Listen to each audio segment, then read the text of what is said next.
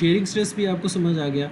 अब नेक्स्ट है two components of stress. Basically कोई लाइक अगर आपके पास कोई भी कंपोनेंट होगा लाइक ये वाला है, तो ज़रूरी तो नहीं है कि हमेशा उसके ऊपर ये फोर्स ऐसे परपेंडिकुलर ही लग रही होगी। अगर कोई फोर्स किसी एंगल पे लग रही हो, सपोज ये एंगल पे लग रही है, ये फोर्स नहीं लग रही, सिर्फ वही एक जो मैंने ये ड्रॉ किया इस एंगल पे लग रही है। तो अब इसके क्या दो कंपोनेंट बन जाएंगे। कैसे बन जाएगा कंपोनेंट, ये वाला कंपोनेंट बन जाएगा एंड एक ये वाला कंपोनेंट बन जाएगा।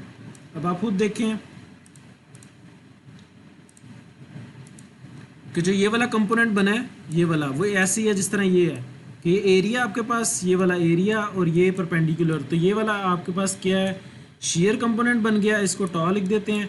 और जो ये वाला कंपोनेंट बना है ये ऐसे करके वो एग्जैक्टली जैसे ये बना हुआ है ऐसे, इसका एरो नीचे हो गया, बस इसका ऊपर को बन गया है, ऊपर को बन गया है। इसका मतलब क्या टेंशन हो रही है, नीचे को था तो क्या है कंप्रेशन हो रही थी। तो ये वाला जो आपके पास कंपोनेंट आ गया ये क्या आ गया, नॉर्मल स्ट्रेस आ गया। तो यही वो स्लाइड में समझाने की कोशिश की है कि अगर फोर्स किसी भी एंगल पे लग रही है तो हमारे पास दोनों चीज़ें आ सकती हैं। ये हमारे पास फोर्स लग रही थी तो उसका एक ये कंपोनेंट बन गया, ये एरिया हमारे पास सारा, तो ये एरिया के क्या पैरेलल है तो हम क्या कहेंगे इसको टेंजेंशियल स्ट्रेस या शेयर स्ट्रेस। और देन ये हमारे पास टॉ, ये टॉ लिखा हुआ है और दूसरा कंपोनेंट ये बन गया तो हम इसको क्या कहेंगे शेयर स्ट्रेस, नॉर्मल स्ट्रेस। ये नॉर्मल स्ट्रेस और ये हमारे पास क्या है शेयर स्ट्रेस बन गया। ठीक है, तो दोनों स्ट्रेसेस भी एट अ टाइम लग सकती हैं और मोस्टली दोनों स्ट्रेसेस ही लग रही होती हैं। नेक्स्ट हमारे पास एक डिफरेंट कॉन्सेप्ट है बेरिंग स्ट्रेस का। पहले हमने नॉर्मल स्ट्रेस पढ़ी, फिर शेयर स्ट्रेस पढ़ी, अब हमारे पास क्या है बेरिंग स्ट्रेस। बेरिंग स्ट्रेस वो कह रहा है सिर्फ बोल्ट्स, रिवर्स एंड पिन के अंदर होती है। ठीक है, उसने बोल्ट की एग्जांपल दी है। मैं बुक से आपको ज़रा एक अच्छी डायग्राम दिखा देता हूँ बोल्ट की। यहाँ पे ज़रा एक क्लियर डायग्राम बनी हुई है।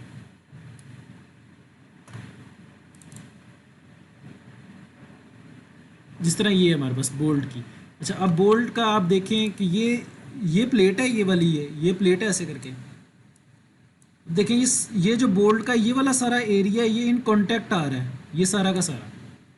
तो बेसिकली वो ये बताना चाह रहा है कि जब जिस तरह ये डायग्राम बनाई हुई है इसमें कि हम सिर्फ ये पॉइंट लोड लगा देते हैं कि ये प्लेट ने यहाँ पे लोड लगाया, पर एक्चुअल में क्या है कि ये सारा का सारा एरिया जो है इन कांटेक्ट आ रहा है इस बोल्ट के। तो बोल्ट्स के केसेस में उसने कहा है कि सिर्फ हमारे पास क्या होती है बेरिंग स्ट्रेस होती है। बेरिंग स्ट्रेस ये हमारे पास है, बेरिंग स्ट्रेस क्या है, फिर उसने कहा है कि जो हमारे पास ये फोर्स लग रही है एंड देन ये जो एरिया, जो ये वाला एरिया, ये देखें ये जो सर्कुलर वाला ये मैं बनाता हूँ, ये यहाँ से यहाँ तक, ये और ये यहाँ से यहाँ ऐसे, ये वाला एरिया ये उसने ले लिया डी, और ये सारा का सारा ये वाला, और ये उसने कह दिया ये थिकनेस। बेसिकली ये बोल्ट का वो हिस्सा जो यहाँ से निकाला उसने, तो ऊपर शेयर हो रही होगी नीचे शेयर हो रही होगी, तो ये एरिया की वो बात करें कि सारे के सारे इस एरिया बेसिकली क्या देखें आप जब फोर्स लगेगी तो ये सारा का सारा ये वाला एरिया क्रश होने की कोशिश करेगा कि वो क्रश हो जाए। ठीक है, तो ये सारा एरिया, इस एरिया को कैलकुलेट करने के लिए उसने ये समझ लिया कि बोल्ट हमारे पास ऐसे रेक्टेंगुलर है और ये वाला नीचे वाली साइड उसकी डी है और ये वाली जो लंबी वाली साइड है उसकी टी है। तो उसने फिर बेरिंग स्ट्रेस में एरिया क्या निकाला है टी इंटू डी, ये वाली साइड टी और ये डी। तो ये वो उसने बताया कि बेरिंग स्ट्रेस इसको नाम दिया है, जो उसने कहा है कि सिर्फ आपके पास आती है बोल्ट की सरफेस के ऊपर। और यहाँ पे देखिए यहाँ पे मेंशन भी किया हुआ है बेरिंग सरफेस के जो सरफेस फोर्स को बियर कर रही है।